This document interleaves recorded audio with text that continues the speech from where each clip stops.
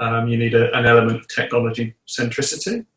But if you're not looking holistically across all of the organisational changes, the operating model changes, the people changes that you need to make as well, and if you're not bringing in change management skills, then I think you are going to struggle.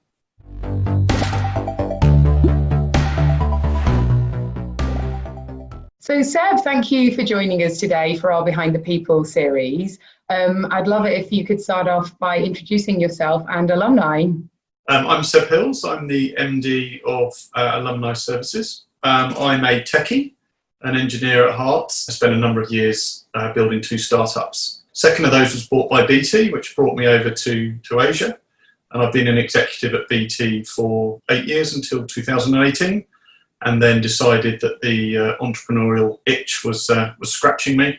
Congratulations on the launch of Alumni, and I know it's been quite a busy year for you guys, which is really good news. What are the biggest challenges in your industry right now as it relates to talent?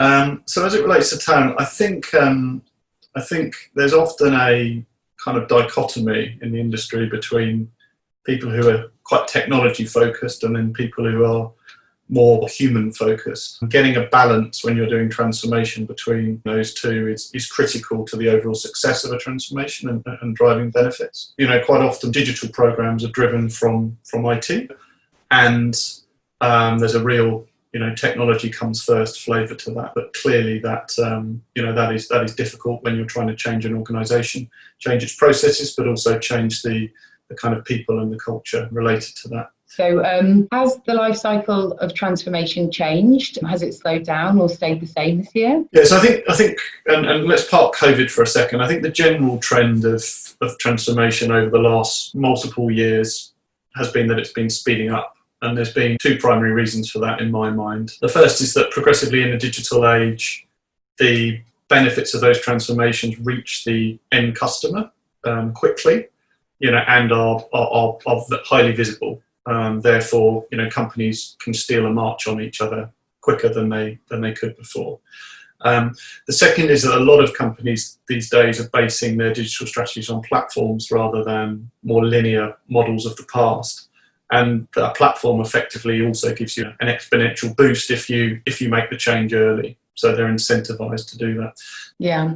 And how do businesses know whether they've achieved their digital transformation? How do they know when they've got there to maturity? Firstly, no organisation ever reaches a sort of panacea. They're always striving, or should always be striving, to improve. But that said, you can tell the difference between a highly capable digital organisation versus a less so. They're incredibly agile with what they do, so their rate of change is very, very fast, and that change may be product development, software development, that change may be their interaction with customers, personalisation and engagement. And who tracks that? Is there a central office or a certain person who'd be responsible for understanding where the company was at in those areas? A lot of companies have established a chief digital officer role, which ideally is trying to drive those types of behaviours and capabilities.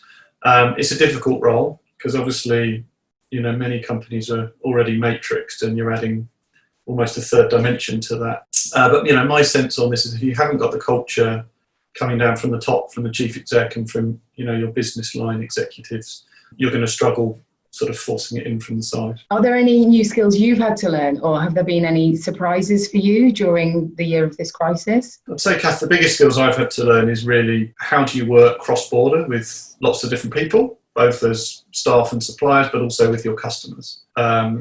Historically, we've done a lot of work where you might base your whole team, with your customer, but we can no longer do that. So I think, whether it's contracting in that environment, whether it's resourcing in that environment, whether it's dealing with time zones, I think all of these areas, the concept of teaming and the concept of leading, such a team has been something I've had to work on and learn to develop. Absolutely. And the benefit of being nimble and agile is that you can make those changes quite quickly for your business and kind of tap into that opportunity right now.